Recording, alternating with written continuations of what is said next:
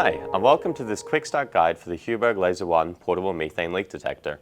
In this video, we'll cover its key functions, safe operation, and basic troubleshooting to get you started, and data logging capabilities. When hiring the HUBERG LASER One from AirMet Scientific, the kit will come with the main HUBERG LASER One unit, the unit charger and data link, a calibration certificate, the suction probe with PTFE tubing attached, the borehole or soil probe, a 12-volt DC auto adapter charger, a USB-B cable, a carry case and neck strap, and a spares kit which includes all the replacement filters you may need. Now that we've gone through everything included in the HUBERG LASER One kit, let's move on to how to set it up and get it operating in the field. The first step is powering on the unit. To power the unit on, press and hold the power button for 3 to 4 seconds until the pump starts. The unit will take approximately 20 seconds to warm up and perform as self-zero.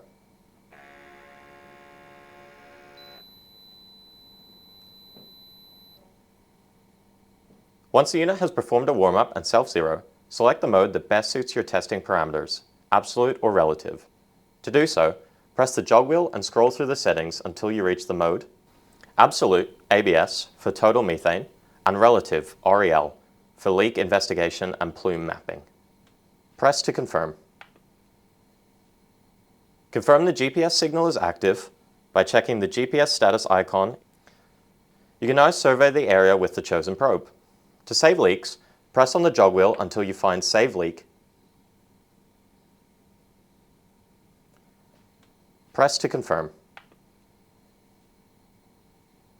Like any other instrument, you may encounter certain operational issues.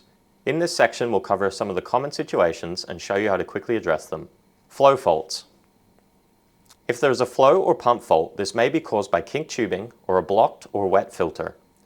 This can occur if the probe is collapsed by pulling on the extensions rather than the tubing, which can cause kinks or blockages. To resolve this, disconnect the tubing and then restart the pump. If the fault persists, swap out the internal filter by twisting the filter housing assembly and removing the filter.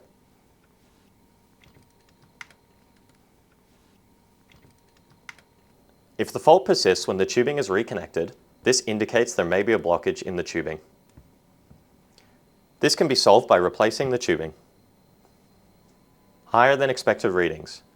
PTFE tubing can become contaminated or dirty over time, allowing for latent gas to stick to the tubing and filters leading to elevated readings. To resolve this, replace the tubing and internal filters, then restart the unit in a clean, safe environment to eliminate latent readings.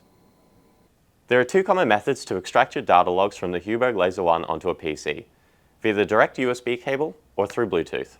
In this example, we will show you how to download the data via the supplied USB cable. Firstly, connect your HUBERG LASER One to your PC via the supplied USB cable and power the unit on. Wait until the warm-up has been completed.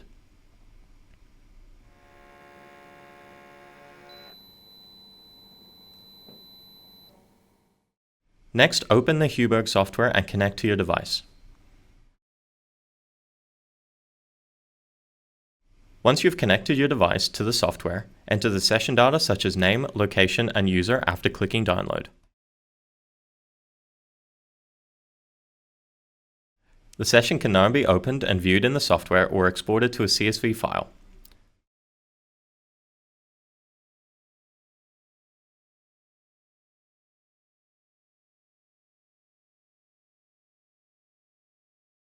Once you've exported your files, safely disconnect the device.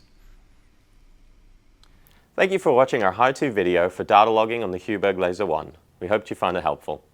If you have any questions or need any further assistance, please don't hesitate to contact your local AirMet Scientific team on 1-800-000-744.